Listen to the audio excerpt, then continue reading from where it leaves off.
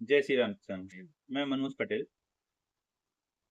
मक्के की फसल में एक समस्या प्रायः देखने को मिल रही है। उसमें क्या हो रहा है कि किसान खाद डाल रहा है, उसके बाद उसकी पत्तियां में रिंकल होने की समस्या, मुड़ने की समस्या पैदा हो रही है। गोल गोल वो मुड़ जाती है।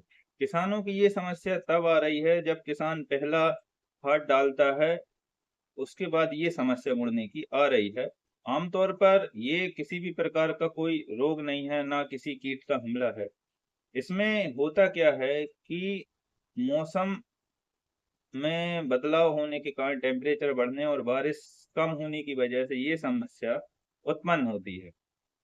इसमें क्या होता है कि जब आपका पौधा करीब 20-25 दिन या महीने भर का होता है, तो वो एक रेगुलर स्पीड से ग्रोथ करता है।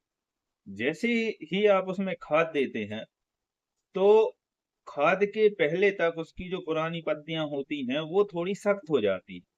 और खाद देने के बाद वो पत्तियां एकदम से ग्रोथ करती हैं 3 से 4 दिन बाद। तो वो पुरानी पत्तियों और नई पत्तियों के बीच में बढ़ने की वजह से जो प्रेशर आता है, वो पौधा झेल नहीं पाता।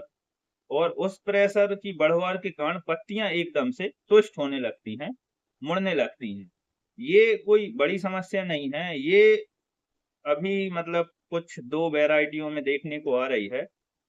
बार डिकाल्ब की जो 9126 है और एडवांटा की 741 है। तो ये क्या होता है, और इनकी हाइट लगभग 9 फीट के करीब होती है।